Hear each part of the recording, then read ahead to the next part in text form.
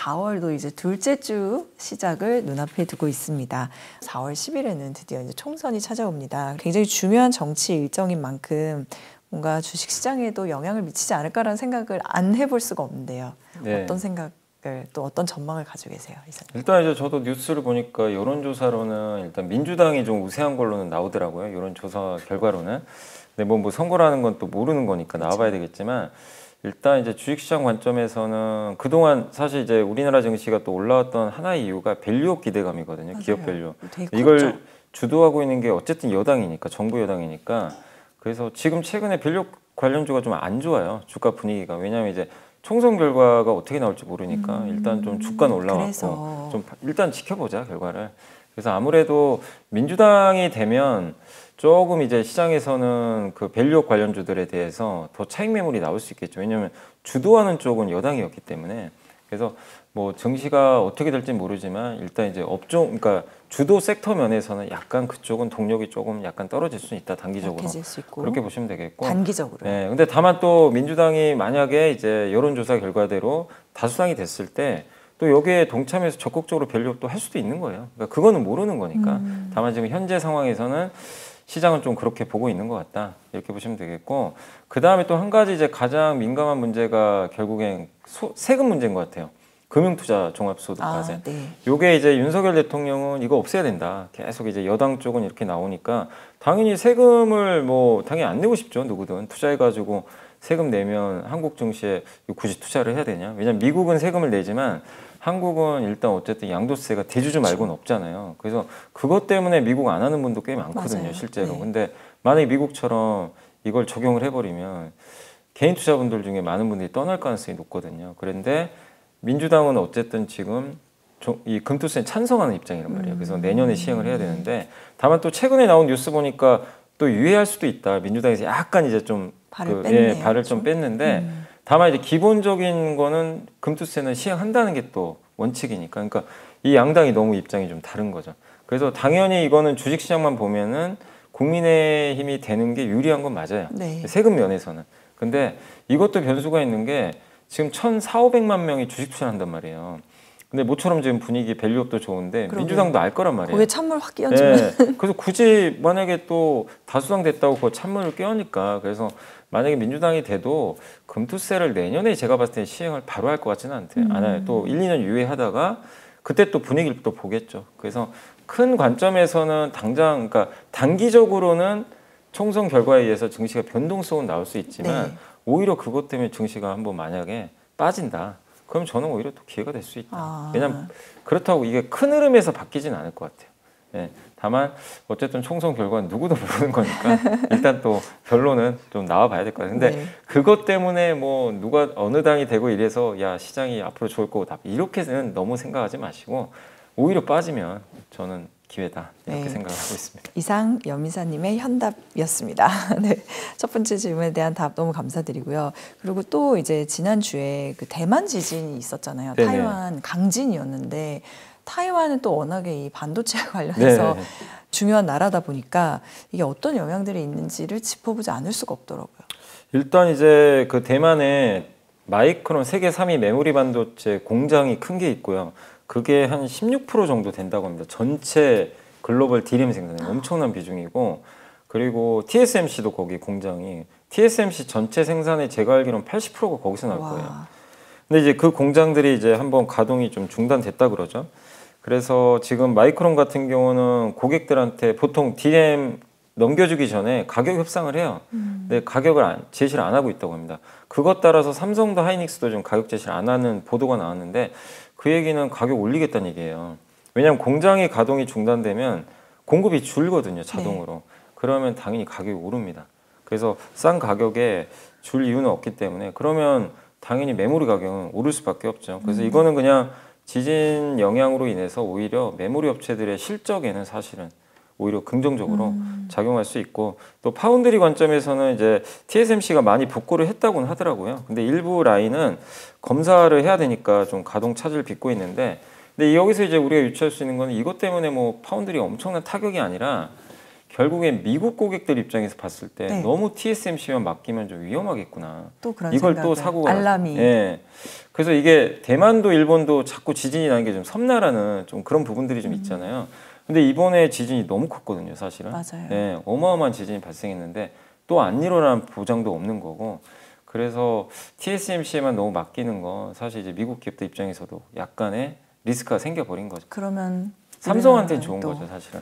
그래서 삼성한테는 기회가 또 생길 가능성은 분명히 있다. 그래서 삼성이 지금 AI 또 반도체 수요가 많으니까 이런 부분에서 TSMC를 좀 대체하려는 고객들이 만약에 좀 생긴다면 이런 부분들은 좋을 수 있다. 그래서 우리가 보통 이제 지진 나고 이러면은 굉장히 안 좋게 보죠. 당연히 뭐 피해가 있으니까. 근데 과거에도 전통적으로 반도체 공장에 화재 사고가 나거나 정전이 나거나 지진이 나면요. 주가가 항상 다 좋았어요. 왜냐하면 공급이 줄어버려가지고. 아, 그런 예. 이유로. 그래서 이번에도 좀 그럴 가능성은 좀 있지 않나라고 생각은 하고 있습니다. 네, 알겠습니다. 자, 그러면 이제 4월 벌써 둘째 주로 접어듭니다. 증시부터 살펴보겠습니다. 일정 챙겨주세요. 네, 4월 일단 이번 주 8일 월요일은 미국의 3월 컨퍼런스 보드 고용 동향 지수가 발표되고요. 4월 9일은 미국 에너지청에서 단기 에너지 전망이 발표가 됩니다. 그리고 4월 10일은 미국의 3월 소비자 물가 지수 발표되고 FOMC 의사록이 공개되고요. 우리나라는 이제 휴장이죠. 국회의원 선거가 열리게 됩니다. 4월 11일은 3월달 중국의 생산자 소비자 물가 지수가 발표되고 유럽 중앙은행 ECB에서 통화정책 회의가 열리게 되고요. 4월 12일은 중국의 3월달 수출입 동향이 발표되고 우리 한국에서는 한국은행 금통위가 금리를 결정합니다. 그리고 미국은 이제 JP모건이 그날 실적 발표를 하면서 1분기 실적 발표가 이날부터 시작이 된다는 거 참고하시면 좋겠습니다. 네, 그러면 이 가운데 주목해 볼 것들은요. 일단 이제 이번 주에 그래도 제일 큰 이슈는 미국의 물가죠. 3월 소비자 물가 지수가 일단 요새 좀 올라가고 있어가지고 좀 걱정이 되는데 과연 둔화가 됐을지 한번 지켜보시면 되겠고 네. 역시 그 중국 물가도 중요합니다. 중국은 반대로 물가 올라야 됩니다. 그래서 지난달에 올랐어요. 실제 소비자 물가가. 생산자 물가는 아직 마이너스거든요. 근데 중국의 생산자 물가가 오를 때 한국 제조업이 항상 좋았어요. 그래서 생산자 물가 터닝하는지도 보시면 되겠고 또 한 가지가 유럽과 한국이 이제 공이 이번 주에 금리 결정하죠. 그래서 이번에 뭐 인하는 안 하겠지만 네. 유럽도 지금 물가가 안정화돼서 미국보다 좀 빨리 금리 인하할 거란 얘기가 좀 나돌고 있어요. 그래서 이번에 그 힌트를 얻을 수 있을 것 같고 우리나라도 지금 기준금리 결정 관련해서 아마 하반기에 할 거는 같은데 그 부분을 좀 지켜봐야 될 것 같고요. 그 다음에 이제 그 FOMC 의사록이 공개됩니다. 그래서 실제로 3월 FOMC가 상당히 중요했는데 거기서 연준 위원들이 무슨 얘기를 실제로 했는지 그 내용들이 정확하게 좀 나오게 되거든요. 그래서 한 번만 더 살펴보시면 좀 좋을 것 같고 그 다음에 역시 그 총선 결과가 이제 나오니까 이 부분도 4월 11일 한국 증시에 어쨌든 영향을 좀 줄 수밖에 그렇죠. 없거든요. 그래서 궁금해요, 진짜. 총선까지 좀 지켜보시면 좋겠습니다. 네. 그리고 이제 어제부터 저희가 계속 원자재 얘기를 좀 짚어보겠다고 미리 말씀을 예고로 드렸었는데 이게 진짜 거의 랠리잖아요. 뭐 원유, 그다음에 금, 구리, 아연, 알루미늄까지도 네. 지속적으로 상승하고 있는데 이게 왜 그런 거고 그다음에 이런 가격 상승, 원자재 가격 상승은 국내 기업들한테는 아무래도 부담이 될 수밖에 없을 것 같은데. 예.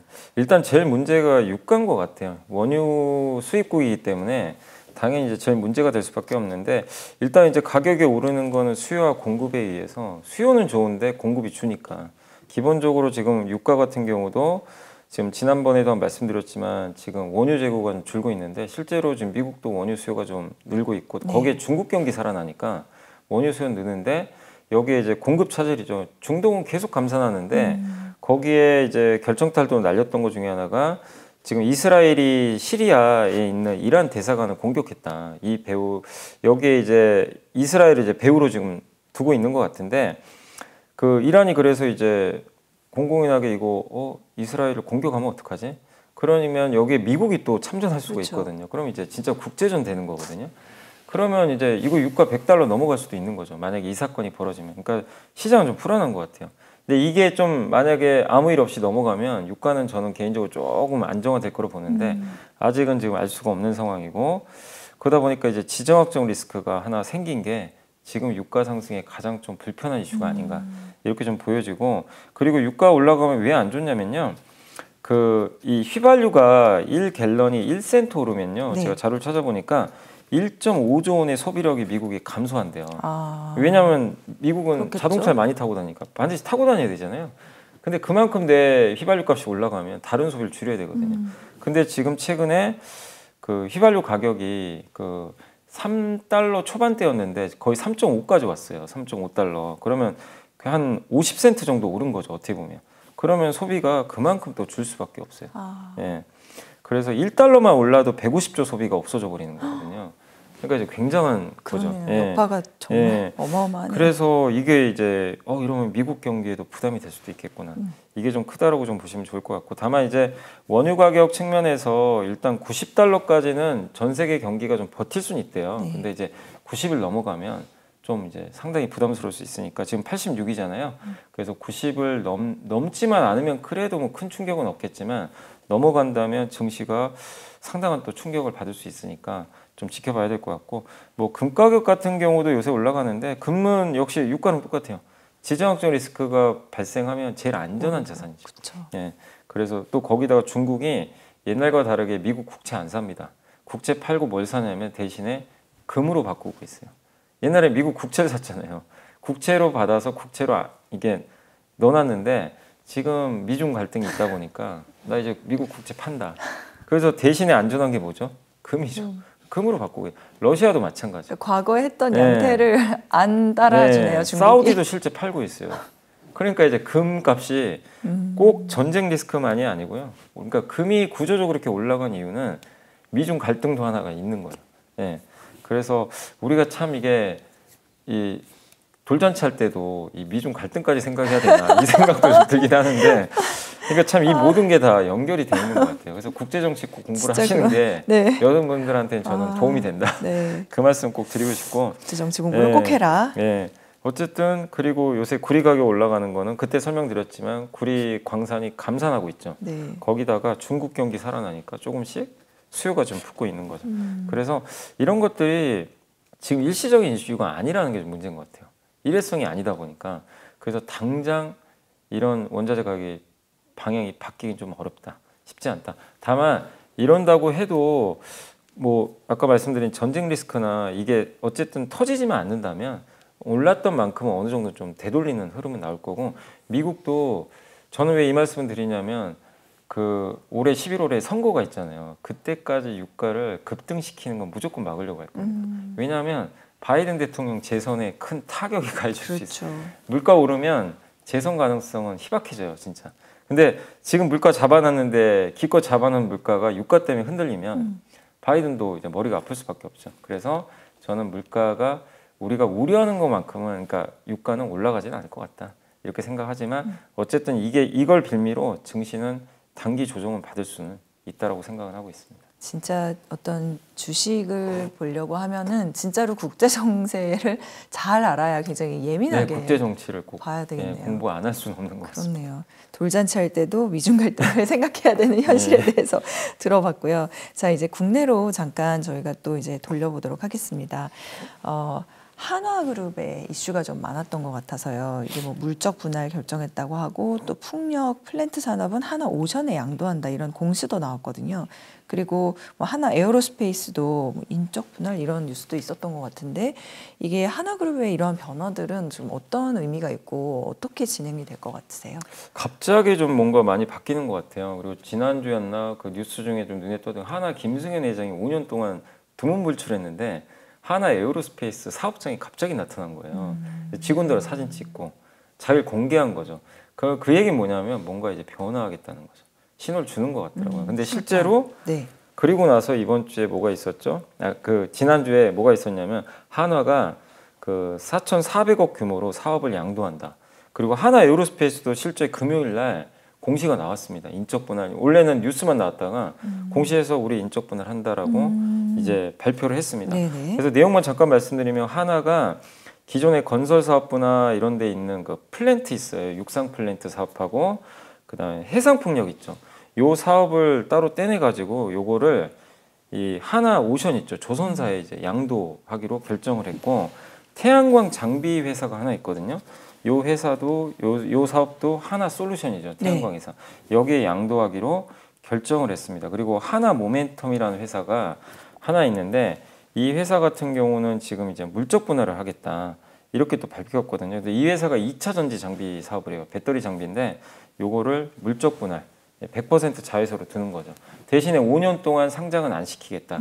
이렇게 공시를 했는데 뭔가 변한 거죠. 그래서 교통 정리를 좀 하는 것 같아요. 하나그룹 내에서도 하나오션이 어쨌든 이제 조선 사업 하는데 조선과 해상풍력에 또 연계성이 있다 보니까 그걸 좀 넘긴 것 같고, 근데 좀 시장에서 약간 의아하는 게 육상 플랜트랑 육상에서 하는 이제 플랜트 사업하고 조선은 약간 좀 관련이 그렇게 있는 건 아닌데 이쪽을 넘겨버린 거죠. 그래서 사실 이거 공시 나오고 나서는 하나오션 주가가 다음날 급락해 버린 거예요. 그러니까 이제 시너지 효과가 있을 거냐. 근데 증권사들 평가는 괜찮아요. 하나오션에 대해서는 대부분 긍정적입니다. 네. 왜냐면 육상 플랜트도 영업이익률이 한 4% 나오고 괜찮은 사업이다. 그리고 해상풍력도 본격적으로 올해부터는 실적이 잡힐 거다. 네. 그래서 좀 좋은 얘기를 좀 해주고는 있는데 어쨌든 시장에서는 진짜 시너지 효과 있을까? 요거를 조금 이제 검증하고 싶어하는 것 같고, 그리고 이 하나 에어로스페이스는 이번에 인적 분할했는데 두 개로 나눕니다. 기존 회사랑 신사업으로 나누거든요. 그래서 기존 회사는 그대로 하나 에어로스페이스인데 여기에 뭐가 남냐면 방산과 우주항공 이게 그대로 이제 남아 있게 되고요. 이 자회사라는 그 하나 시스템 있죠.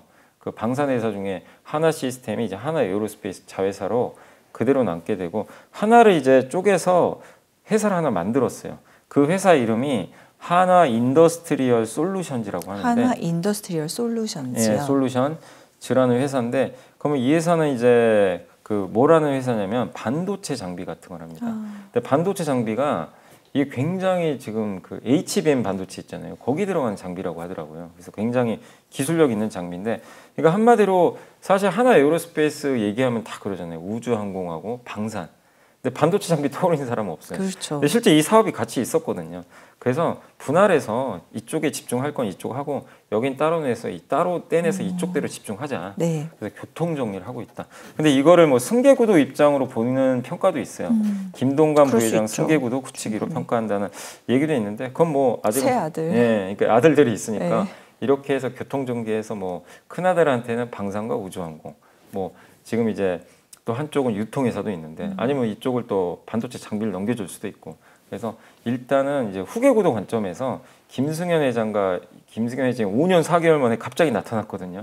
그거랑 연결해서 결국에 이제 후계구도를 완성하려는 거 아닌가, 이런 입장도 있는데, 어쨌든 이렇게 집중적으로 회사를 좀 나눠가지고 한쪽에 이제 이렇게 몰아주고 뗄 건 떼내고 이렇게 하는 거는 투자자 입장에서 봤을 때는 뭐 좋은 것도 있고 나쁜 것도 있겠지만 어쨌든 교통 정리가 된다는 측면에서는 또 긍정적인 부분도 있는 거는 같습니다. 네, 잘 들었습니다. 그리고 우리 정부가 그 100조 원 들여서 해상 풍력에 드라이브 건다고요? 이거는 풍력주엔 그럼 호재가 되겠네요? 네, 그래서 실제로 이제 지난주에 이 뉴스가 나오고 한번 움직였는데, 요새 풍력주가 금리가 너무 오르다 보니까 주가가 좀 안 좋았고, 또 트럼프 전 대통령에 대한 이제 리스크 때문에 부담 때문에 좀 안 좋았다가 올라갔는데, 이게 실제로 집행이 될지 모르지만 2030년까지 지금 이제 이번에 산업통상자원부에서 전력 수급 기본계획 바탕으로 해가지고 14.3기가와트의 해상풍력 발전 시설을 보급한다고 했거든요. 네. 그걸 계산을 해보니까 100조 원이 필요한 거예요, 실제. 왜냐하면 지금 우리나라가 제주, 서남, 영광 이 세 곳에 해상풍력이 있는데 이게 124.5메가와트밖에 안 돼요. 예, 그러니까 너무 작은 거예요. 예, 그래서 이게 1기가와트가 원전 한 기인데 원전 한 기 용량도 지금 안 돼요. 이 세 개 합쳐봐야. 그렇기 때문에 앞으로 14.3기가와트를 하려면 100조 원이 필요한데 1기가와트당 7조 든대요, 건설비가. 그러니까 이제 100조 원이 어느 정도 이제 되는 거죠. 그래서 여기에 이제 덴마크 기업도 뭐 참가도 하고, 그래서 투자를 좀 해가지고 해상 풍력을 좀 적극적으로 육성을 하려고 하는 것 같은데, 어쨌든 한국은 지금 신재생 에너지 발전 비중이 너무 낮은 건 맞아요. 10%가 또 안 된다고 합니다. 그래서 이 계획에 의하면 늘린다고 하니까, 그래서 이 해상 풍력과 관련된 국내 내수 기업들한테는 저는 오랜만에 정말 좀 단비가 나왔다. 왜냐면 그동안 너무 안 좋았거든요. 네. 그래서 국내 모멘텀은 일단 이제 생기긴 했다. 다만 이런 게 채산성이 있으려면 금리가 안정화돼야 돼요. 반드시. 왜냐하면 지금 당장 돈 버는 사업이 아니잖아요. 그래서 금리가 높으면 모든 비용이 다 올라가거든요. 그래서 금리가 만약에 꺾인다면 저는 풍력주가 다시 한번 좀 이런 뉴스들 때문에 부상할 수 있다고 모멘텀이 생각합니다. 확고해진다. 네. 그리고 저희 이제 어쨌든 반도체 얘기를 어제도 뭐 해보고 계속해서 이걸 얘기를 안 여쭤볼 수가 없을 것 같아서 이제 그 마이크로소프트가요 오픈 AI랑 AI용 데이터 센터 구축한다 이런 보도가 있었어요. 130조 원을 들여서. 그리고 인텔도 네이버에 AI용 반도체 칩을 공급한다 이런 뉴스 있었는데 이를 AI를 둘러싼 빅테크 또 반도체 기업들의 움직임은 이게 국내 반도체 기업들한테는 어떤 영향을 줄지도 여쭤보고 싶었고 또 뭐 인텔은 주가가 급락하는 일도 있었기 때문에 네. 그것까지 같이 좀 설명해 주시면 좋겠어요. 일단 이런 변화는 저는 되게 기회가 많이 생기거든요. 그러니까 이제 너무 한쪽에 집중되면 이제 고인물이라 그러죠. 그러면 이제 거기에서 그쪽에 수혜받는 기업들은 한정적인데 그럼 나머지 업체들은 이제 수혜를 받을 수가 없는데 이게 뭐가 생태계가 딱 바뀌면 새로운 쪽에서 기회가 생기는 거니까. 그래서 저는 한국한테는 상당히 좋을 수 있다. 그동안 너무 엔비디아 독주였잖아요. 네. 근데 삼성도 어쨌든 자체적으로 이런 가속기를 만들고 있고 또 우리나라에서 또 파운드리도 해줄 수 있으니까 저는 기회가 많이 열릴 수 있다. 그래서 이번에 마이크로소프트가 하는 거는 뭐냐면 5단계로 하는데 어쨌든 슈퍼컴퓨터까지 만들어서 클라우드로 AI 서비스를 제공을 하는 거거든요. 오픈 AI랑. 근데 전체 프로젝트 투자 금액 좀 절반 정도가 엔비디아 그 GPU 있죠. 반도체 구매에 집행되고 나머지는 MS 마이크로소프트가 직접 만든 반도체에 투자하겠다는 거예요. 그러면 이 직접 만든 반도체는 설계는 자기가 하지만 마이크로소프트는 반도체 공장이 없기 때문에 누군가한테 맡겨야 됩니다. 그럼 TSMC나 삼성이 또 가져가겠죠. 네. 그래서 삼성한테 기회가 열릴 수 있고 어쨌든 종류는 되게 많아요. 여기 들어가는 게 뭐 GPU도 있고 NPU도 있고 정말 수많은 반도체들이 있는데 이 시장이 새롭게 또 열리는 거니까 한국한테 되게 좀 기회가 많이 생기지 않을까 이렇게 보고 있고 또 젠슨항의 지금 제국이라고 많이 좀 얘기를 하지만 너무나 이게 독점되다 보니까 이번에 네이버도 인텔과 손잡고 엔비디아 거보다는 인텔이 만들어준 걸 써보겠다 AI 반도체 그런 얘기가 나왔는데 인텔의 팻 게싱어 CEO가 먼저 네이버에 제안을 했다고 하더라고요. 그래서 우리 거 써봐라. 그래서 이거 지금 테스트하고 있는 것 같은데 이게 만약에 네이버 AI 이 서비스랑 잘 접목이 돼서 문제 없다면 당연히 엔비디아 것만 쓰지 않겠죠. 인텔한테도 기회가 생기고 또 삼성이 AI 가속기 마1을 내년 초에 공개하는데 이거는 이제 네이버에 주기로 했거든요. 일단 공급을 하기로 했기 때문에 삼성한테도 기회가 생기는 거죠. 그러니까 이런 생태계 변화는 새롭게 여기에 시장이 뛰어든 기업들한테는 기회가 될 수 있기 때문에 저는 우리나라한테도 좋게 보고요. 다만 이제 인텔이 주가가 좀 안 좋았던 게 파운드리 사업에서 인텔은 메모리 그러니까 그 CPU를 자기가 만들기도 하지만 자기가 또 직접 제조까지 해요. 그래서 파운드리 위탁 생산도 하는데 이 사업이 아직까지는 안 좋은 것 같아요. 작년에 그래서. 9조 원이나 적자를 봤다고 하더라고요. 여기서 돈을 지금 못 벌고 까먹으니까 주가 안 좋았는데 결국 인텔도 파운드리에서 돈 버는 게 지금 가장 화급한 숙제가 좀 됐다. 이렇게 봐야 될 것 같습니다. 시급한 과제다. 예. 네, 알겠습니다. 자, 그다음에 이제 2차 전지주를 보자면 이게 별로 좋은 소식들이 진짜 없는 것 같은 네. 게 트럼프 전 대통령이 자기가 대통령에 당선이 되면은 전기차 보조금을 바로 폐지하겠다. 뭐 이렇게 얘기를 발표를 했고, 그다음에 테슬라 차량 인도 대수 봐야 된다고 하셨는데 이게 뭐 4년 만에 그쵸? 그 40만 대 아래로 내려갔다 네. 맞나요? 그리고 또 그래서 결국 주가가 내려갔거든요. 2차 전지주 어떻게 해야 됩니까? 그래서 이번 지난주는 되게 안 좋았던 것 같아요. 이제 2차 전지주가 좀 부진했는데 일단 테슬라 주가가 잘 돼야 우리나라 2차 전지도 당연히 좋습니다. 근데 안타깝게도 테슬라가 1분기 인도 대수가 38만 6천 건, 예상이 45.7만 대니까 이게 예상보다 너무 안 좋게 나왔고, 근데 테슬라는 안 좋은 이유를 생산이 좀 잘 안 됐다. 뭐 독일의 옛날에 공장이 좀 문제도 있었고, 그다음 모델 3 페이스리프트 모델이 이름이 하이랜더라는 이제 신제품이 나와요. 네. 모델 3 약간 개량한 건데 이거 이제 하기 위해서 조금 이제 생산을 줄였던 거죠. 어떻게 보면 신모델 때문에. 근데 시장은 그렇게 안 봅니다. 그게 아니고 일단 기본적으로 너네 차가 안 팔린 거 아니냐. 이렇게 지금 평가 절하하고 있어요. 도이치뱅크도 이번에 1분기 인도량 안 좋은 건 소비자 수요가 안 좋아서 그런 거 아니냐. 이렇게 언급을 했고, 모건 스탠리는 우리가 보기엔 수요가 문제다. 공급의 문제는 아닌 것 같다. 이렇게 혹평을 좀 했습니다. 그리고 테슬라에 대해서 되게 우호적인 웨드부시의 댄 아이브스 애널리스트가 원래 우호적이거든요. 근데 이 사람도 테슬라를 옹호를 못했어요. 나쁜 1분기를 자기도 예상은 했지만 이거는 재앙 수준이다 거의. 예, 너무 안 좋다.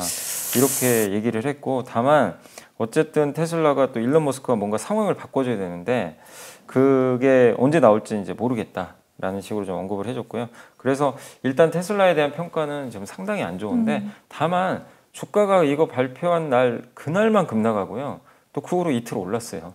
그 얘기는 뭐냐면 안 좋은 걸 이제 어느 정도 충격을 더 안 받는 것 같아요. 왜냐면 올해만 벌써 33% 빠졌어요, 주가가. 그러니까 이제 주가는 바닥은 다져간다. 그러니까 여기서 이제 테슬라를 바라보는 시장은 이제 기대감이 없어져 버렸어요. 그러니까 이제 주가도 반응을 안 해요. 네. 너무 슬픈데요? 네. 그러니까 그 얘기는 뭐냐면 악재에 둔감해진 거예요. 근데 여기서 뭔가 호재 나오잖아요. 이제 급등하기 시작하는 거죠. 그래서 주가 측면에선 크게 나쁠 건 이제 없어졌다. 이렇게 보시면 될 것 같고, 그리고 뭐 트럼프 전 대통령이 이런 얘기 하는 거예요. 뭐 하루 이틀 아니잖아요. 그래서 그건 너무 전 신경 쓸 필요 없다. IRA 법안 폐지할 가능성도 높진 않고 다만 불편한 거죠. 그래서 2차 전지는 아직까지 좋지는 않지만 그러나 지금 테슬라의 신모델 나오고요. 네. 거기다 5월부터 GM이든 많은 자동차에서 전기차 신모델 나오니까 저는 2차 전지를 지금 뭐 이렇게 빠진다고 해서 부정적으로 보기보다는 오히려 안 좋을 때를 기회로 활용하시고 또 좋을 때 일부 비중 줄이시고 이렇게 좀 반대로 역발상 매매하는 게 더 낫지 않나 이렇게 생각을 하고 있습니다. 안 좋을 때를 기회로 활용하고 좋을 때는 약간 비중을 줄이고 네. 역발상을 해보는 것도 중요하다. 그게 참 해보지 않으면 네. 어려운 것 같아요. 그래도 항상 그래서 조언을 들어야 될 것 같습니다. 지금 뭐 오늘도 그러셨고 또 어제도 이제 중국을 좀 보자 오히려 미국보다 이런 얘기들 들려주셨고 또 사실 일부 전문가들도 그런 얘기를 계속 하고 있는 것 같아서 이게 만약 부진했던 중국이 진짜 회복된다라고 하면은 우리나라 기업들 중에서도 중국에 대한 노출도가 높은 기업을 선택하는 게 좋을까요? 다만 이제 요거는 시계열을 좀 짧게 한 2분기 정도로만 짧게 하는 게 정도로만. 왜냐면 구조적 우리가 투자할 때 그걸 정해놓고 들어가야 돼요. 구조적으로 2, 3년 좋을 업종인지 그냥 뭔가 분위기가 바뀌어서 좀 단기적으로 좋을 건지 이걸 봐야 되는데 중국에 대해서 우리가 몇 년 후를 예측하기 너무 어렵거든요. 근데 분명한 거는 1, 2분기 정도는 괜찮을 것 같아요. 지금 분위기가 돌아서고 있으니까. 그리고 무엇보다 워낙 주가가 안 좋았기 때문에 가격도 싸다. 마치 지금 아까 테슬라도 기대감이 없으면 주가는 사실 더 안 빠져버리거든요. 그러니까 중국도 기대하는 분은 아무도 없잖아요, 사실. 네. 그러니까 오히려 그게 저는 투자 아이디어가 될 수 있다. 근데 거기서 좋은 게 나와야 주가 올라가는데 실제 지금 중국 지표 좋아지는 건 많이 말씀을 드렸고 소비 심리 지수도 많이 회복이 됐고요. 또 중국의 이번에 청명절 연휴 4월 4일부터 이제 4월 6일 동안 지금 청명절 연휴 기간에 과연 이제 어느 정도 한국에 또 올지 모르지만 일단 그 3월 21일 날 트립닷컴이 아마 발표한 청명절 여행 전망이 있었다고 하더라고요. 그때 보니까 항공권 예약이 많이 늘어났다고 합니다. 그러니까 많이 올 것 같아요. 그 얘기는 중국 사람들이 돈 쓰러 오는 거니까 소비가 좋아진다는 얘기죠. 그래서 여기서 우리가 유추할 수 있는 거는 중국 사람들이 한국에 와서 돈 쓸 수 있는 업종, 뭐 대표적으로 면세점도 있고 카지노도 있을 거고 또 화장품 회사도 거기 포함이 되겠죠. 그런 회사들이나 아니면 중국의 소비 기업들 있잖아요. 중국이 진출했던 뭐 의류 회사도 있을 거고 아니면 그러니까 화장품 회사들 보면 미국 비중이 높은 화장품 회사들이 지난 2년 되게 좋았거든요. 네. 근데 LG생건이나 아모레퍼시픽은 처참합니다. 주가가. 근데 지금은 반대로 보실 필요도 있어요. 역으로 이들이 좋아질 수 있는 거예요. 왜냐면 이들은 왜 안 좋았죠? 중국 비중이 높아서. 근데 이들도 작년에 구조조정 좀 해놨거든요. 그럼 저는 아무도 뭐 LG생건이나 아모레퍼시픽 누구도 관심도 없어요. 지금 사실 보면 다 화장품 얘기하면 미국행 얘기만 하죠. 인디 브랜드. 근데 그거를 모르는 사람은 이제 없거든요. 그래서 적어도 이번 2분기 정도만큼은 약간 역발상으로 이쪽도 괜찮다. 다만 중장기적으로는 여전히 미국형 화장품이 당연히 좋습니다. 그쪽 장기적으로 그게 맞지만 이런 좀 아이디어도 여러분들이 한번 생각해 보시면 또 좋을 것 같습니다. 네, 2분기라고 말씀하셨는데 그럼 진짜 한 석 달 정도로 보라는 한 두세 달 정도, 짧은 텀으로는 괜찮지 않을까 중국을 싶습니다. 알겠습니다. 자, 이번 주 염이사님께 선정한 또 보고서 하나 또 살펴보고 가죠. 네, 하나증권의 위경재연구원님이 이번에 아마 방위산업 업종을 새로 맡으셨나 봐요. 그래서 굉장히 좋은 자료를 써주셨는데 방산업종에 대한 얘기고 제목이 방위경제학 구조분석을 통한 방위산업 현주소 점검이다. 이렇게 이제 나와 있고요. 그래서 한번 방산도 좀 이거는 구조적으로 성장하는 저는 업종으로 보고 있거든요. 이 주변에 이제 정세 때문에 그런 걸 써주셨어요. 그래서 지난 70년간 평화의 시대였잖아요. 실제 근데 22년도에 러시아가 침공하면서 깨져버렸죠 사실상. 그래서 이제 평화의 시대가 좀 끝나가고 있는데 이 사실 이 전쟁이 나는 여러 가지 그 조건들이 있대요. 네. 첫 번째가 이념 대립, 그죠? 예. 그쵸. 거기다가 두 번째 지정학적 갈등, 세 번째가 지표의 변화가 있다고 하는데 첫 번째가 지금 이념 대립은 그렇게 심하진 않은 것 같아요. 옛날에 뭐 보면 뭐 민주주의냐 뭐냐 뭐 공산주의냐 이렇게 정말 옛날엔 심했잖아요. 뭐 냉전 시대였고 근데 지금은 그 정도는 아니잖아요. 뭐 그래서 이념 대립이 심한 건 아닌데 제일 문제는 지정학적 갈등인 것 같아요. 지금 두 번째. 그래서 러시아가 우크라이나 침공하면서 영토 분쟁 발생했죠. 인도와 파키스탄이 샤슈미르 지역 두고 뭐 장기간 대립하고 있다. 카슈미르. 네, 카슈미르. 그리고 또 미국은 공급망을 중국에서 빼고 있죠. 이것도 사실 지정학적 갈등이거든요. 이런 부분들은 어쨌든 전쟁이 발생할 수 있는 요건 중에 하나가 이런 거라고 하더라고요. 또 세 번째가 이 GDP가 전 세계 경제는 성장을 꾸준히 하잖아요. 뭐 약간의 진폭은 있어도 근데 전쟁을 일으킨 국가들은요. 그 전쟁하기 전에 이게 과거 2차 세계대전도 그렇고 그때 독일도 그랬잖아요. 글로벌 평균보다 높은 성장을 한대요. 전쟁 경제가. 전에요. 그럼 국력이 약하면 전쟁할 수 없잖아요. 실제로 그런 일들이 있었기 때문에 1차, 2차 세계대전에 그런 데이터가 좀 증명됐는데 이게 좀 걱정되는 게 글로벌 GDP가 지난 5년 동안 11% 올랐거든요. 근데 중국과 인도의 GDP가 27%, 23%나 성장하는 거예요. 그러니까 중국이 우리 성장 안 한다고 해도 중국은 매년 5% 성장하는 국가예요. 그러니까 성장률은 높은 편이죠, 사실은. 그래서 이런 걸 보면 전쟁 징후는 있는 거죠, 실제로. 예, 아예 없다고 할 수는 없다. 이런 지표들을 보면서 그래서 대규모 전쟁이 발발하기 직전 상황과 좀 닮아 있는 것 같다. 지금 현재 상황이. 그런다고 뭐 꼭 전쟁이 나는 건 아닌데 뭔가 사실 명분이 있어야 전쟁을 하는 거거든요. 그래서 우리가 그런 거는 앞으로 좀 살펴봐야 될 것 같고 그래서 이 조건들에 의하면 무기 구입비는 계속 늘어날 수밖에 없다는 거죠. 전쟁 리스크가 있으니까. 그래서 미국은 국방 예산을 8,860억 달러로 올해 예산을 확정했는데 역사상 최대 규모고요. 중국은 앞으로 5년 동안 1.4조 달러를 국방 예산에 투입한다고 합니다. 이거 역시 굉장히 많은데 우리나라의 거의 한 5배 된다고 하더라고요. 굉장히 좀 많은 수치고 그리고 유럽도 이제 GDP의 2%까지 국방 예산 올리겠다 얘기했었죠. 그래서 무기 수요는 늘 수밖에 없어요. 그럼 무기 공급은 그럼 어떻게 되냐? 방산 공급은 특수하죠. 수요가 있어야만 공급을 해요. 그렇죠. 미리 만들어 놓기는 좀 어렵죠. 근데 그래서 수요에 후행하는데 그래서 과점 시장이잖아요. 예. 근데 세 가지가 있대요. 가격 경쟁력, 납기, 성능. 그래서 이거를 어떻게 분석하자면 이게 되게 흥미롭더라고요. 경제적 여유가 있고 전쟁 가능성이 별로 없는 국가는 무기 성능에 집중한대요. 비싸도 상관없고요. 여유가 있으니까. 그리고 당장 필요한 게 아니니까. 미래를 대비하니까 아주 좋은 거. 요거고 근데 경제적 여유는 있는데 전쟁할 것 같아요. 지금 분위기가. 그런 회사들은 일단 납기가 우선이에요. 빨리 받아야 돼요. 그게 우선이고 근데 경제적 여유도 없고 그런 국가들 전쟁도 날 것 같아요. 그러면 가격입니다. 여긴 가성비를 봐야 돼요. 근데 거기서 우리나라 납기랑 가격 경쟁력이 뛰어나요.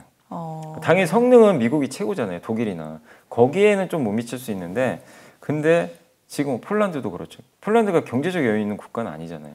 근데 러시아가 침공할 것 같았죠. 사실 그때 우크라이나 때문에. 근데 우리는 또 빨리 공급해주고 그래서 한국을 선택한 거죠. 사실 어떻게 보면. 납기와 가격 경쟁력 그래서 측면에서. 우리나라 방산이 그런 면에서 지금 약간 수혜를 받고 있는 거죠. 약간. 예. 그래서 한국 방산은 그동안 내수 위주였는데 갑자기 시장이 열려버렸어요. 그래서 이거를 좀 재밌게 표현하셨던 메이저리그에서 우리 야구 선수 콜업한 것처럼 이제 해외 시장이 메이저리그잖아요. 열려버린 거죠. 그렇네요. 예, 한국 이제 선수가 필요한 거예요. 갑자기.